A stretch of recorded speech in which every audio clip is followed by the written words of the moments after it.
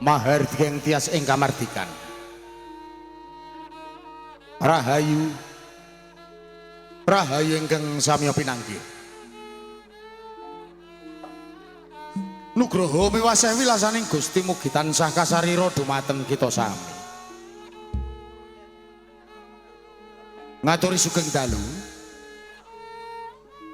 sarta sugeng pepanggihan kalian kula warga ageng Sandiwara Ketoprak Wahyu Manggala. Ingkang dipun pimpin panjenenganipun Bapak Mogol. Kanthi alamat Desa Tanjung Sari, Kecamatan Jakenan, Kabupaten Pati Bumi, Minatani.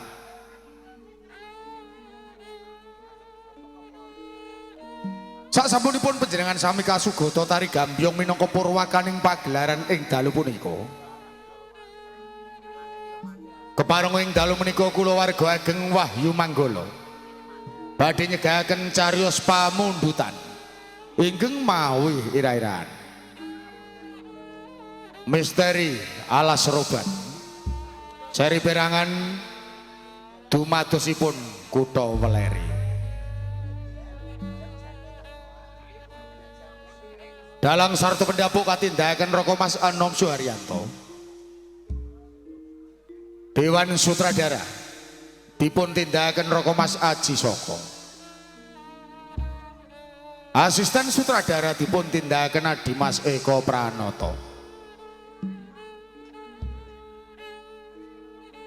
Pangeprak katindakan Bapak Suhardi wontene Pranoto Pakliran dipun tindakan Dimas Suyono sakonco.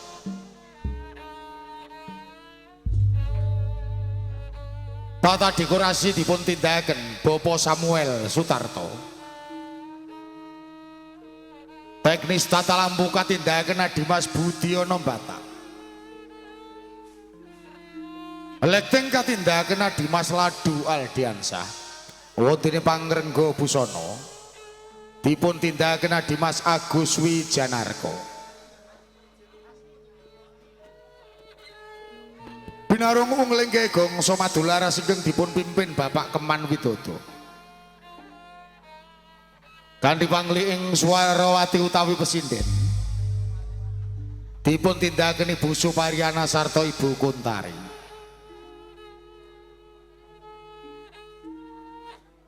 Pranoto gending katindakan Dimas Hadi Prayitno.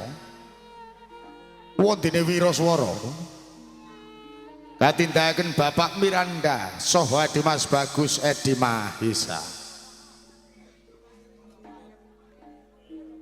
Musik campursari dipun tindakan Dimas Ari Semprul, Roko Mas Edi Watono sarta Dimas Udin Galdowo. Pagelaran Sandiwara Ketoprak Wahyu Manggala dipun sengkuyung WM Audio. Inggih dipun pangersani Roko Mas Gentong Kawa.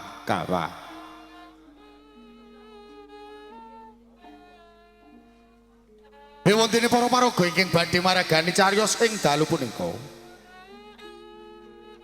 Sepisan nggambaraken wonten ing Desa Motong Sari.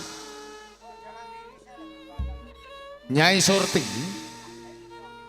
ing dalu menika katindakan ning Mas Puput Jarmiati. Ragil katindakan Dimas Eko Pranoto.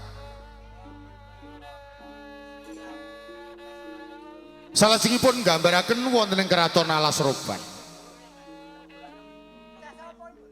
Pangeran Benowo ing dalu menika dipun paragani Roko Mas Andi Prastyo. Patih Dadung Iwi katindakan Roko Mas Yusuf Sutrisno. Barat katindakan Dimas Sabar Sugianto. Barut katindakan Dimas Kipli Santoso. Para prajurit karameaken para seniman Bagus Wahyu Manggala.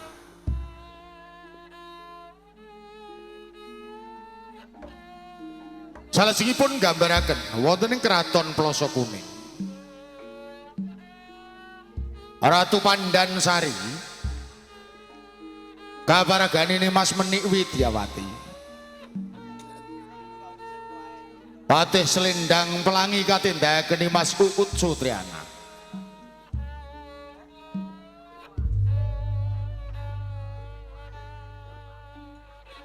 Jalu Mambang dipun paragani Raka Mas Aji Soko. Senopati Maruta katindakaken Dimas Abi Rojali. Maruti katindakaken Dimas Riko Saputra.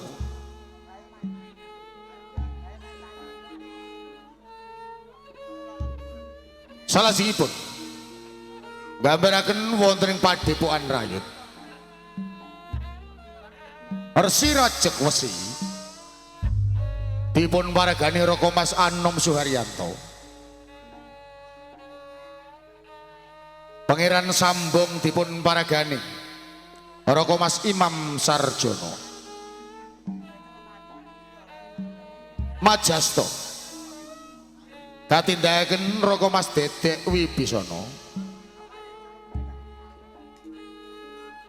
Wondene Raden Langse kaparagani Dimas Bagong Sutrisno. Rara Kayun ping dalu menika dipun paragani Mas Tata Wulandari. Mertosari katindakaken Mas Diah Maharani. Dene sapu gati kaparagani Bapak Begek Ariwarsito. Repat utawi dagelan ingkang badhe nglipur manah panjenengan sami. Katindakaken dening Cak Sendor, Cak Sariman, Dimas Rokim sarta Bapak Mogol. Mban katindakaken siji arum somplak. Kabiyantu siswak indah kalola. Mekaten kula wau para kadang budaya Sutrisno. Menggah para paraga ingkang badhe maragani cariyos ing dalu punika. Kita sagutrah kulawarga ageng Wahyu Manggala namung ngaturi sugeng lenggah. Sarta sugeng ngamriksani ngantos titi purnaning pagelaran. Nuwun, nuwun.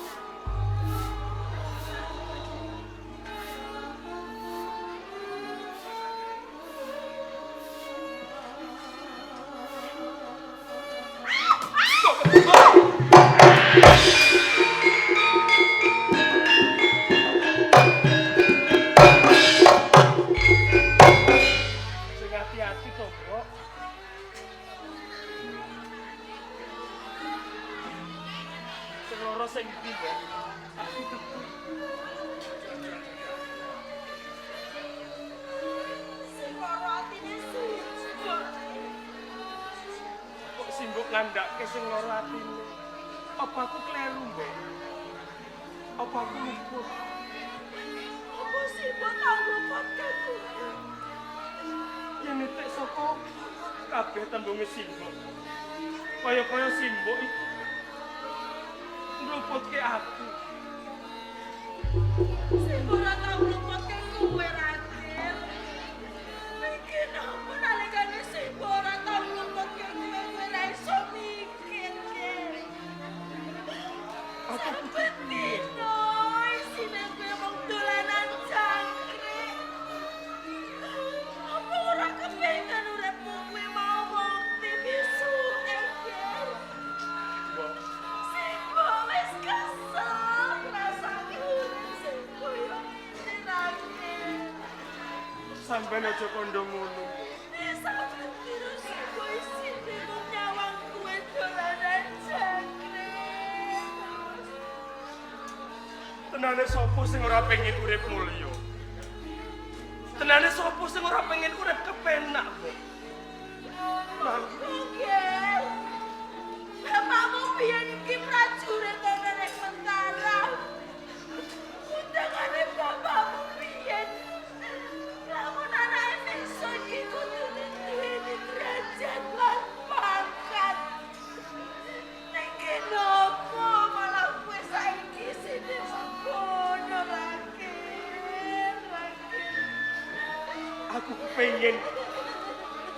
Aku kepengen mulyake sampeyan.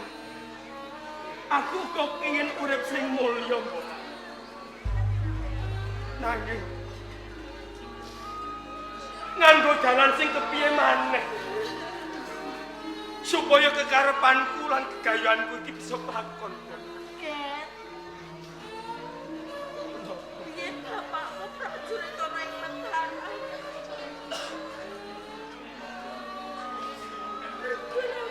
Bapakmu biyen andhane Sultan Agung Nyogradipura. Ning mergo bapakmu nalika Mataram ana titah, bapakmu mati ana ing Palagan. Bapakmu disiun sowan ana ngersaning Gusti ninggalke Simbok. Nanging sadurunge bapakmu mati melih. Namun besok anake kudune mukti. Lan bapakmu ninggalke lencana ngir kanggo kowe. Dadi bapak biyen iku prajurit ana ing Mataram. Paida apa aku urip? Yen to tenane bapakku biyen iku uga punggaling praja karo prajurit ana ing kraton Mataram. Nanging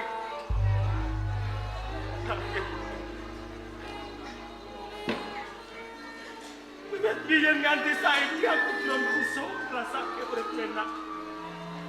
Durung bisa mbahagiake sampeyan. Gunane apa aku dadi anak lanang? Takdir, Ken, sawangan singkuk. Iki mesti ana dalan Yongkit.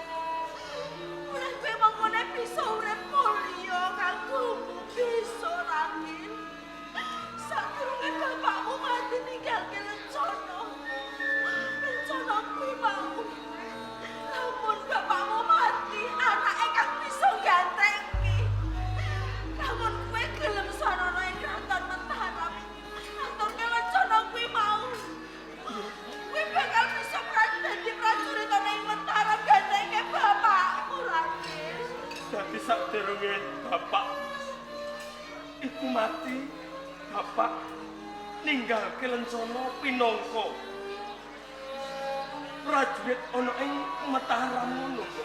Yo, Raden. Mbok. Mbok menawa pancen iki dalane aku bisa mulyake urip sampeyan. Mbok menawa pancen iki aku bisa ngrasake urip mulya karo Simbok. Mbok kepiye dalane? Soger aku bisa mulyake urip sampeyan. Aku bakal budidaya supaya sampeyan mengkone Ora nandang rekoso lan sesoro kaya ngene iki. Kira sama kaya ora yo kita cukup karo jono. Sing ditinggalke bapak. Coba aku pengen ngerti. Gusti. Mugi-mugi kemawon menapa ingkang dados panggadhahipun kang sepuh kula. Mangkenipun saged kelampah. Kula saged ngenyam kamukten wonten ing Mataram mangkenipun. Supados simbok tansah balik bapak bisa meh sembuh nalika ana kasuwargan jam.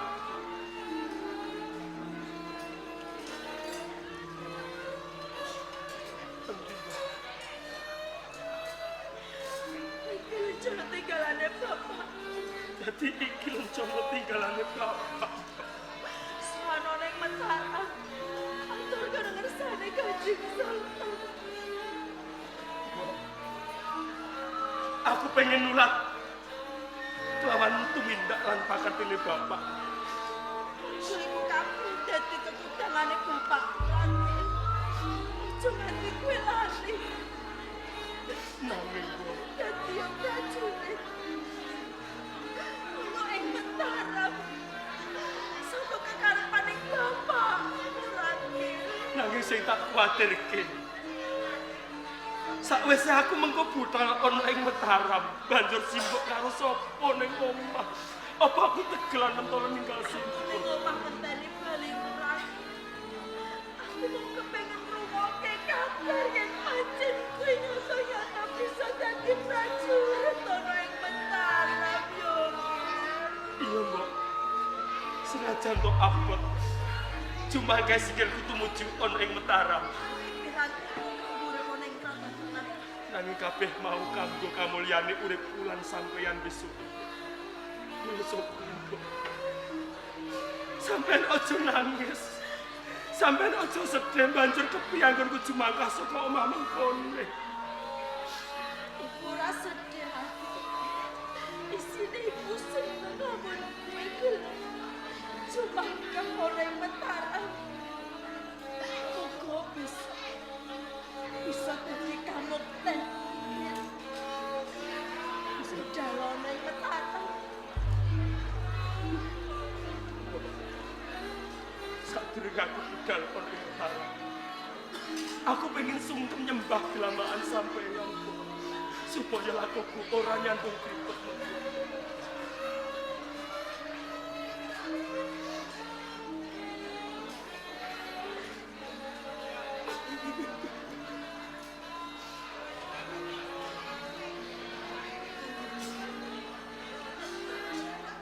Umpama aku duwe luput, aku jalan ngapura sing gedhe yo.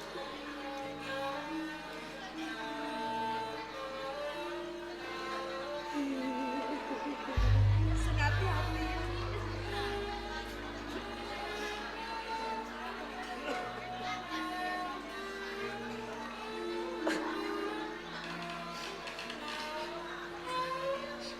Dongake aku, Mbok.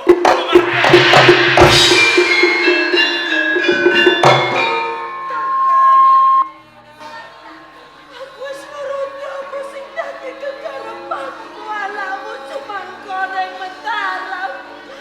Aku bisa ngerteni sampean Kakang. Raden!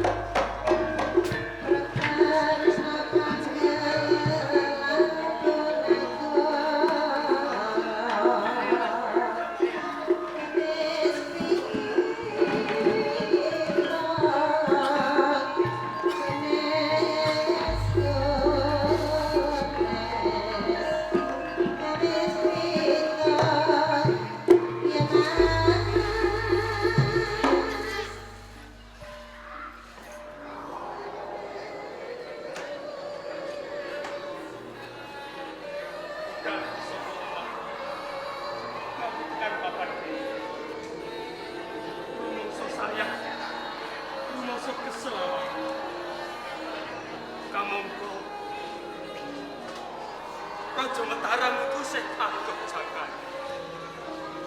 meneh. Iki wancine wis suruh-suruh. Sakmono aku bakal ngasih ning papan kene supaya lumrah lan kesel mengko bisa ilang.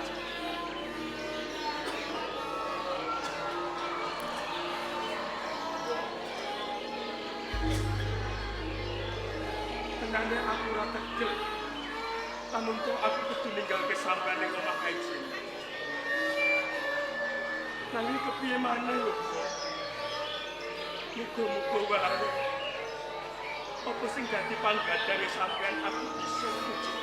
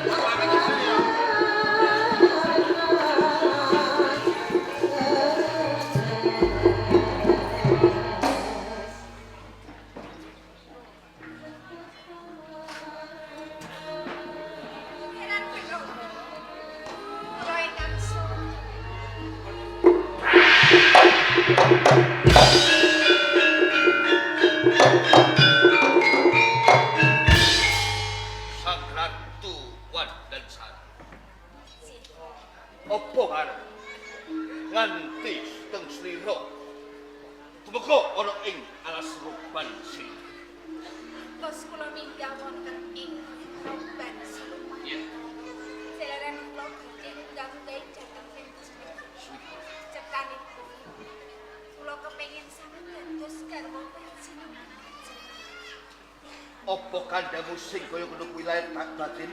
Lair tak desing ngebak. Gegarane wong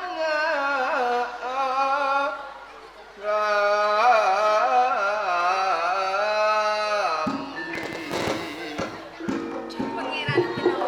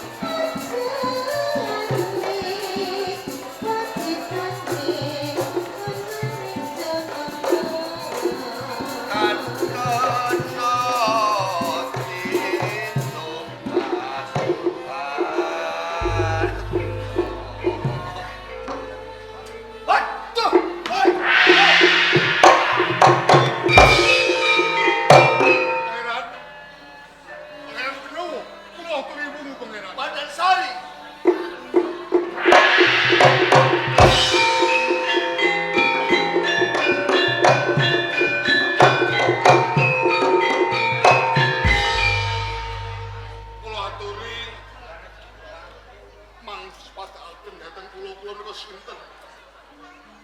Sing perintah kowe temeka ing papaning sapa? Pangapuntenipun Pangeran. Awit kula ngrumaosi nunut urip wonten ing alas Roban.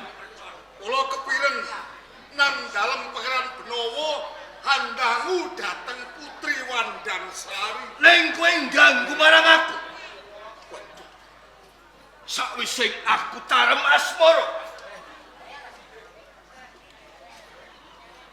marang Wandansari sak temah dadak anggayone kowe temeka ing papan kene. Pangapuntenipun. Awit kula ken pari kedah njaga kawilujengan panjenengan. Nek kula hamastani Pangeran Benawa menika mboten duwe ing kasunyatan nanging namung ageng panganipun. Yen ngono aku ngipi.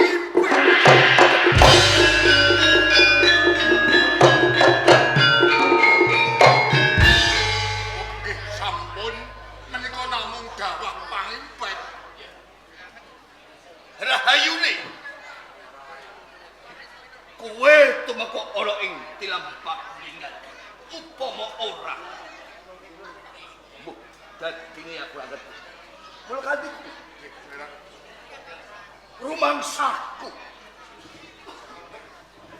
ana ing alas Roban siluman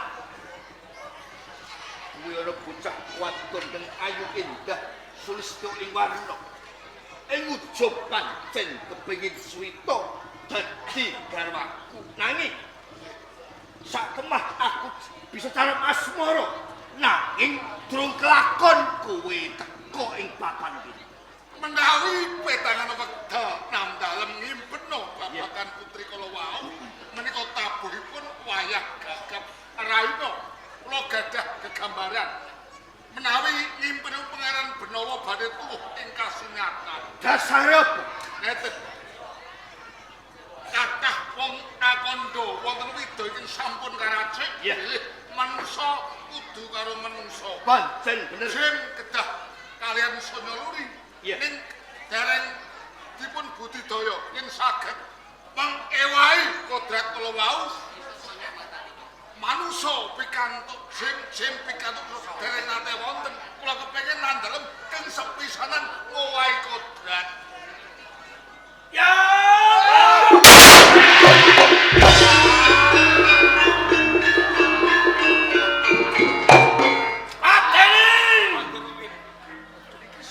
Stop!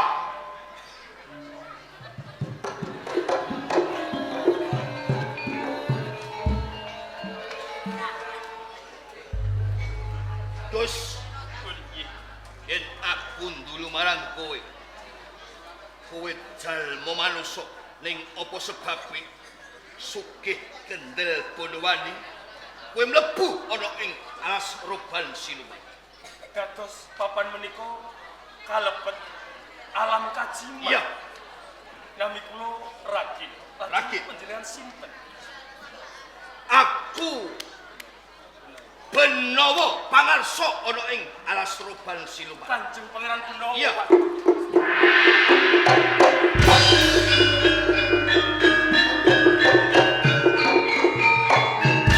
Pangapuntenipun.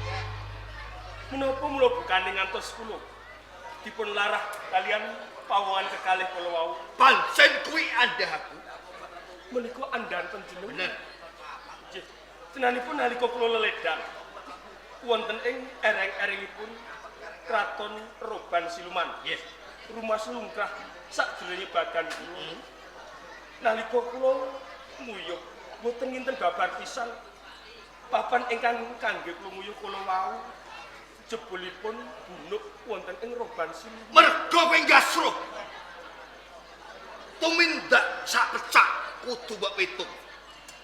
Sak kemah nganti mlebu ana ing alas Roban siluman.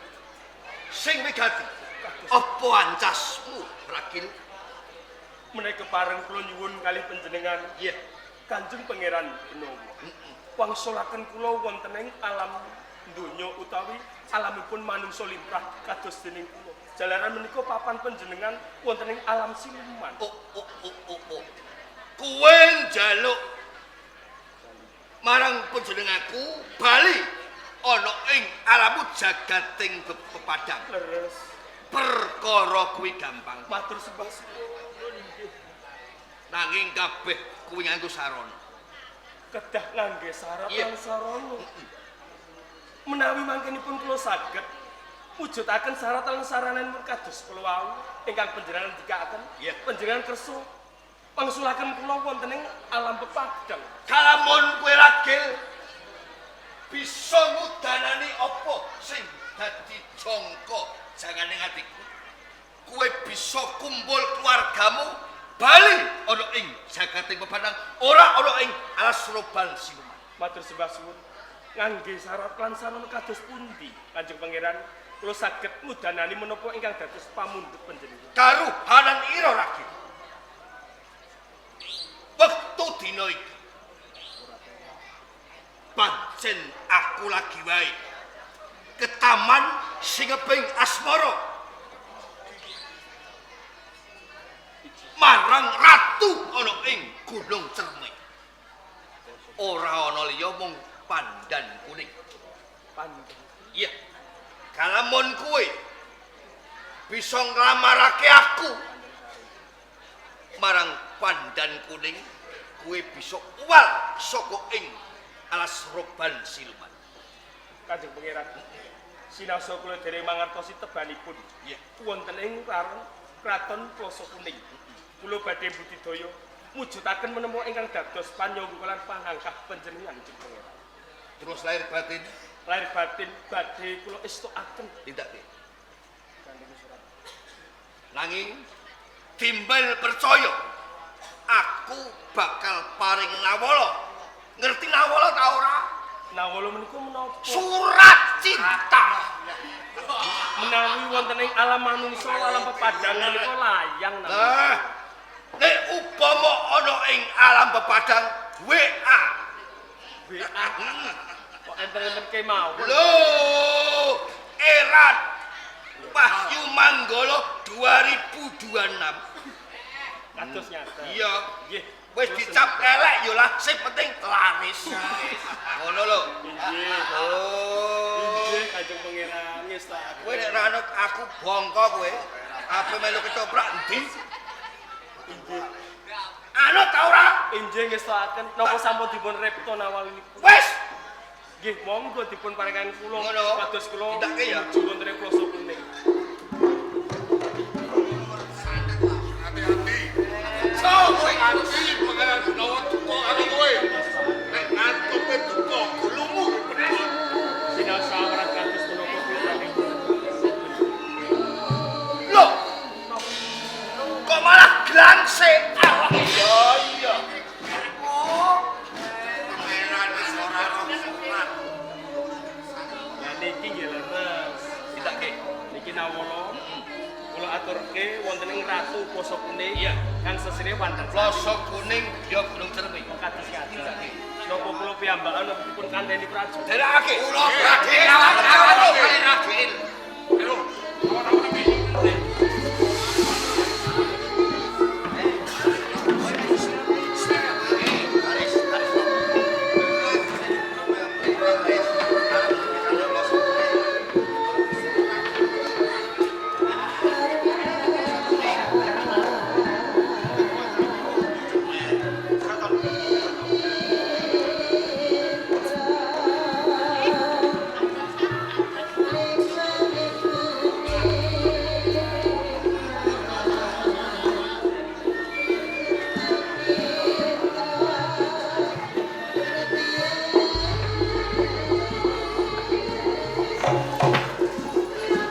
Gus pundi Gustine Pamrita.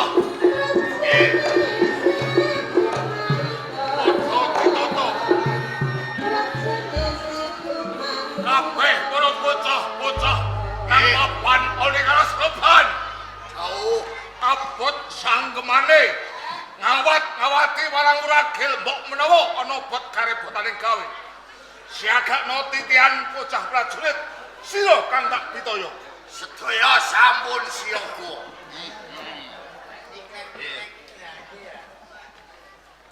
Pratama. Ing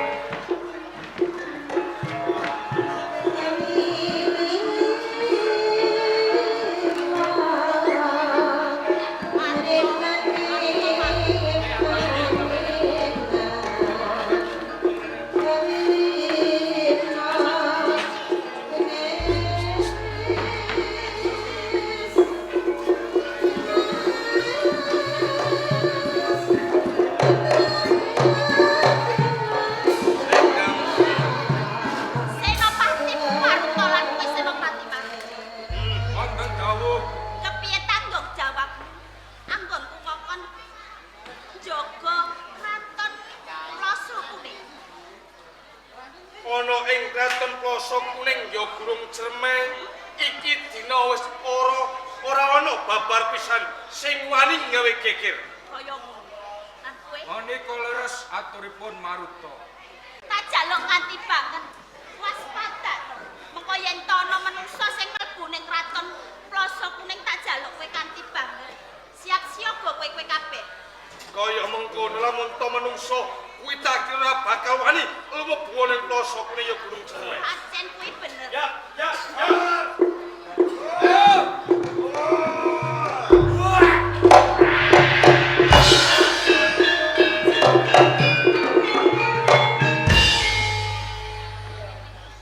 Kok dhisik. Suke kentel pondo wani kowe mlebu ana ing kraton Plasa Kuning iki. Sopo tenane kowe pawongan? Diwanoki. Aku Senopati Barat jenengku. Senopati Baru. Ana ing kraton Alas Roban. Sopan kang sawiji. Aku Senopati Barut. Senopati ana ing Roban Siluman. Bali marang kowe. Yo kene kowe ana ing satengahing Alas Palangkada. Sopo? Srawongake. Aku Slendang Plang. Lindang Plangsing cici. Aku Maruta. Saka ngendi? Iki kowe nyedhaki ana ing Gunung Cermai. Wewengkon Kajiman Untajem ning Gunung Cermai. Dewas kebenaran. Ngonku tumeka ana ing papan kene becem pengen munggah ana ing kraton Plasa Kuning ya Gunung Cermai. Arep munggah ana ing Plasa. Guru sik Iya. kowe kabeh salah sawijining jem ya Budistrani. Nanging dene ana wong manungsa. Ora sak tengah-tengah sapa kang dadi aran? Diwanoki. Aku Ragil. Agil. Tenane aku kalebu utusane Kanjeng Pangeran Benawa. Ancasku pengen munggah ana ing Gunung Cermai kepasi ana ing kraton Plasa Kuning. Pengen kepanggih kelawan sesembahan ana ing kraton Plasa Kuning kang sesilih Wandansari. Sakwise ketemu kelawan sembahan apa wigatimu?